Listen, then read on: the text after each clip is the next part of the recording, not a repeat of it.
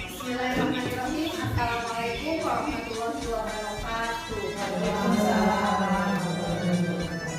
Alhamdulillahirabbil alamin wa bihi nasta'in ala dunya waddin. Wassalatu wassalamu ala asyrofil anbiya'i wal mursalin wa ala alihi washabihi ajmain. Alhamdulillah, puja dan puji marilah kita panjatkan kehadirat Rabbi karena ada rahmat dan karunia-Nya. Alhamdulillah kita dapat berkumpul dalam suasana yang menjelang sore, yaitu Bapak Guru hebat. Terima kasih atas kedatangan Ibu Bapak Guru hebat dalam diskusi atau dalam memaparkan aksi nyata saya pada kegiatan calon guru penggerak angkatan 7 dari SLB dari Kota. Baik Ibu Bapak Guru hebat, alhamdulillah pada kesempatan kali ini saya akan memaparkan aksi nyata yang telah saya lakukan di belakang, yaitu aksi nyata mengenai modul 1.4 budaya positif, yang mana dalam menyebarkan pemahaman dan pengalaman penerapan budaya positif. Baik, selanjutnya adalah saya ucapkan terima kasih kepada Ibu Bapak Guru hebat yang telah datang menghadiri diskusi pada kesempatan kali ini mengenai modul 1.4 yang telah saya dapatkan di calon guru penggerak. Konsep utama modul budaya positif yang pertama adalah perubahan paradigma belajar, disiplin positif, kebutuhan dasar manusia, motivasi perilaku manusia, posisi kontrol, restitusi, keyakinan kelas, dan segitiga restitusi. Baik, pada modul budaya positif, perubahan pembelajaran dengan paradigma baru dirancang berdasarkan prinsip pembelajaran yang terdiferensiasi sehingga setiap siswa belajar sesuai dengan kebutuhan, minat, bakat, potensi yang dimiliki oleh peserta didik. Maka kita sebagai guru harus mengembangkan minat potensi anak yang dimiliki seorang peserta didik. Karena dengan melihat dari tahapan perkembangan untuk mewujudkan profil belajar Pancasila yang terdiri dari bertakwa kepada Tuhan Yang Maha Esa dan berakhlak mulia, lalu yang kedua berkebinekaan global, yang ketiga mandiri, yang keempat bernalar kritis, yang kelima kreatif, dan yang terakhir adalah bergotong royong. Selanjutnya, disiplin positif. Dalam budaya kita, maka kata disiplin dimaknai dengan kata kepatuhan atau ketidaknyamanan. Sebagai pendidik, tujuannya adalah menciptakan anak-anak yang memiliki disiplin diri sehingga mereka bisa berperilaku dengan mengacu pada nilai-nilai kebajikan universal dan memiliki motivasi intrinsik bukan ekstrinsik. Di mana disiplin positif merupakan salah satu penerapan disiplin yang bertujuan untuk menumbuh kesadaran serta memberdayakan anak untuk melakukan sesuatu tanpa sogokan, ancaman maupun hukuman. Baik, selanjutnya adalah kebutuhan dasar manusia. Ada 5. Yang pertama adalah bertahan hidup, kedua adalah kasih sayang dan rasa diterima, ketiga adalah kekuasaan, keempat adalah kesenangan, dan kelima adalah kekuasaan. Selanjutnya adalah motivasi perilaku manusia. Motivasi perilaku manusia merupakan dorongan yang timbul pada diri seseorang secara sadar atau tidak sadar untuk melakukan sesuatu tindakan dengan tujuan tertentu. Di antaranya adalah murid, kita analikan merupakan motivasi ekstrinsik ini karena mereka melakukan disiplinnya karena rasa takut atau takut dihukum. Lalu yang kedua adalah motivasi intrinsik ini, murid melakukan disiplin karena ingin mendapatkan imbalan atau hadiah. Dan yang ketiga yang harus kita miliki dan kita tanamkan kepada peserta didik kita bahwa murid melakukan disiplin itu karena sadar dan akan nilai kebajikan dari dirinya. Itu adalah merupakan motivasi intrinsik. Selanjutnya adalah baik Bapak Ibu, sebelumnya berarti kita menanamkan motivasi dalam diri peserta didik ekstrinsik atau intrinsik. yang ditimbulkan dari dalam diri sendiri, dari diri. Terima kasih Bapak Ibu guru hebat. Lalu selanjutnya adalah konsep disiplin dengan identitas gagal, misalnya dengan hukuman seorang akan mendapatkan menyakitkan, ketidaknyamanan, rasa takut, menyembunyikan masalahnya, lalu menjadi rendah diri. Lalu penghargaannya tidak efektif karena merasa sesuatu hal yang disebut dengan identitas gagal itu tidak akan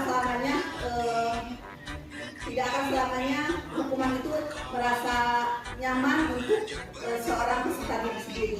Mendukung dengan sistem ranking untuk perankingan untuk guru merdeka sekarang ditiadakan karena untuk memotivasi anak agar mereka memerdekakan belajarnya. Karena dari kurikulum merdeka kita akan merasakan bahwa anak mempunyai kebebasan dalam belajar, kebebasan dalam berekspresi, kebebasan dalam memilih minat, bakat, dan potensi yang bisa dikeluarkan oleh setiap peserta didik. Lalu selanjutnya adalah konsep disiplin dengan identitas sukses. Ada konsekuensi dan ada restitusi, di mana konsekuensinya penguatannya jangka pendek, perlu monitoring berkelanjutan, stimulus respon, murid menghormati peraturan, tinggi dengan waktu, berlindungi kesalahan.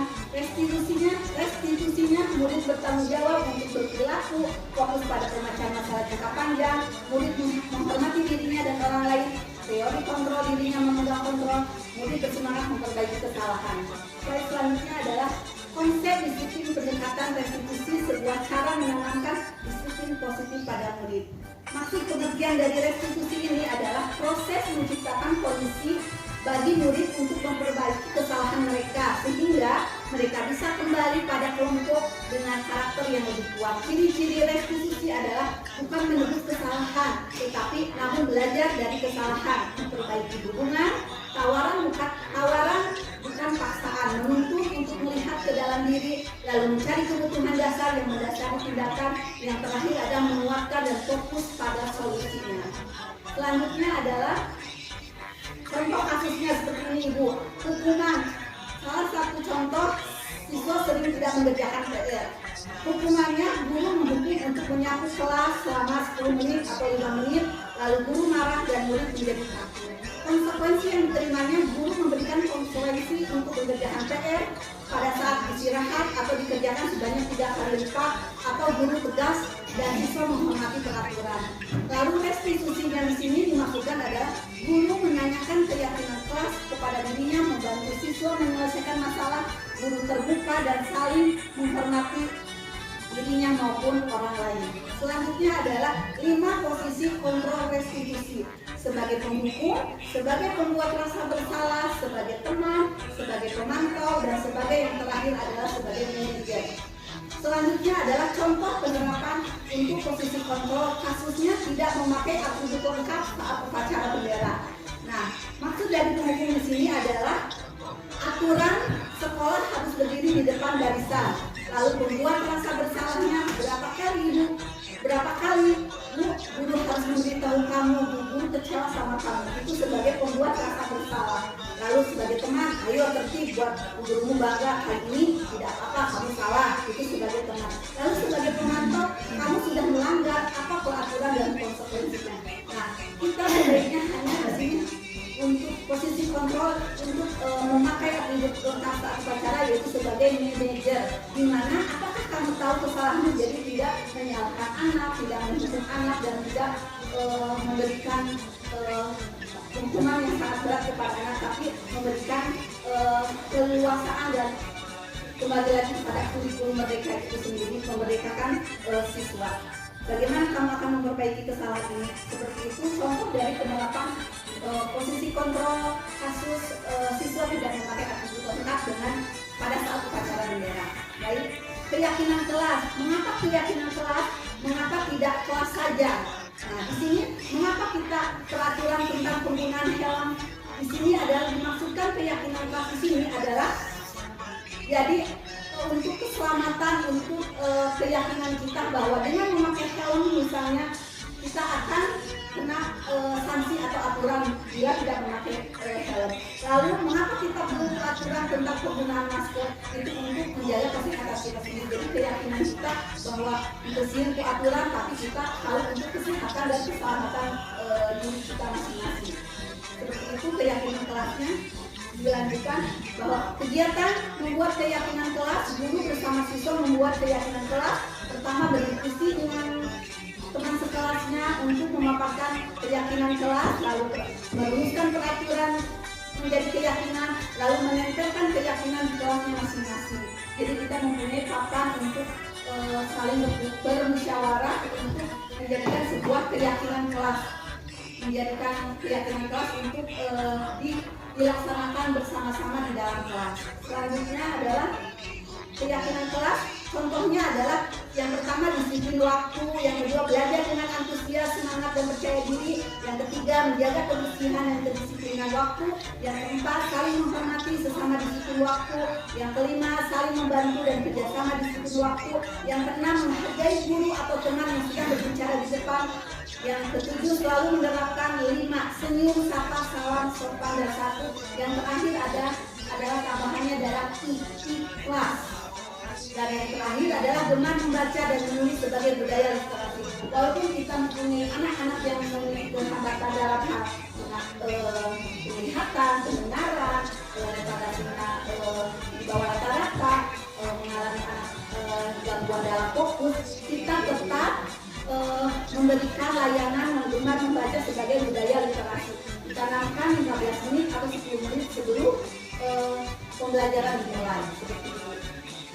Baik, bagaimana pembentukan keyakinan kelas?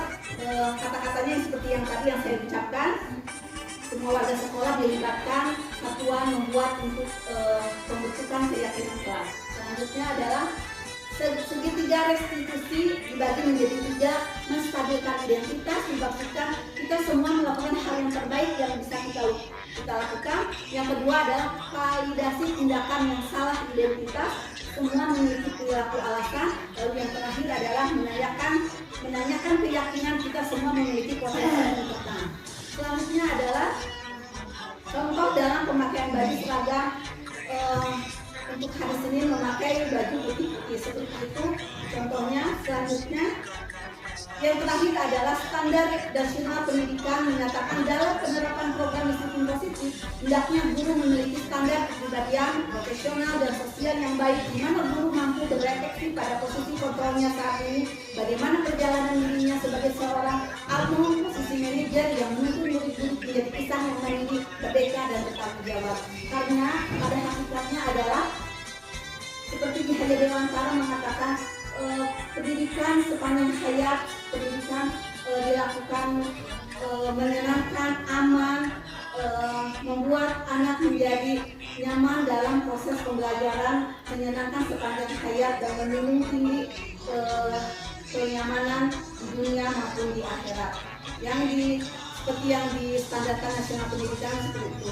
Terima kasih atas perhatiannya Ibu Bapak Guru hebat. Mohon maaf apabila ada kesalahan dan penyampaian.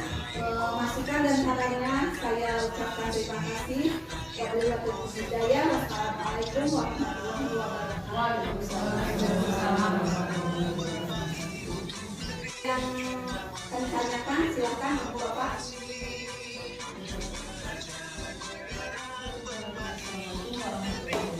Waalaikumsalam.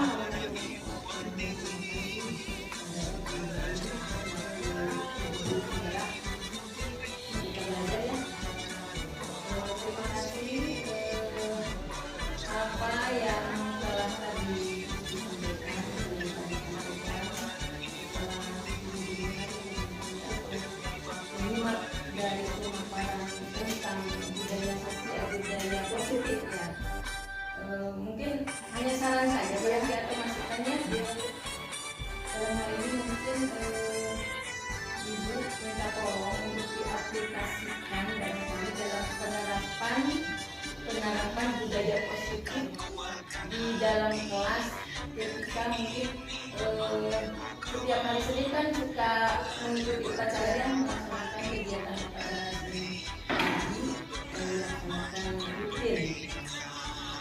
Nah, biasanya kan hari Senin itu suka memakai pakaian putih-putih.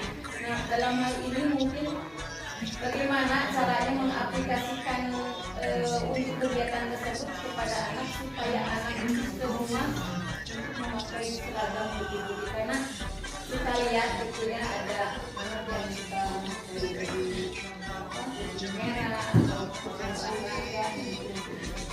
Ya itu pasti Baik, terima kasih kepada Bu Iis yang telah memberikan masukan dan saran. Insya Allah saya akan aplikasikan untuk membuatkan, pertama saya akan membuatkan dulu tiket dan konsultasi dengan ibu kepala sekolah mengenai hal untuk menyambut dulu yang 5S itu ya, senyum, sapa salam, sopan santun, dan terakhir ditambah ikhlas gitu ya. Baik,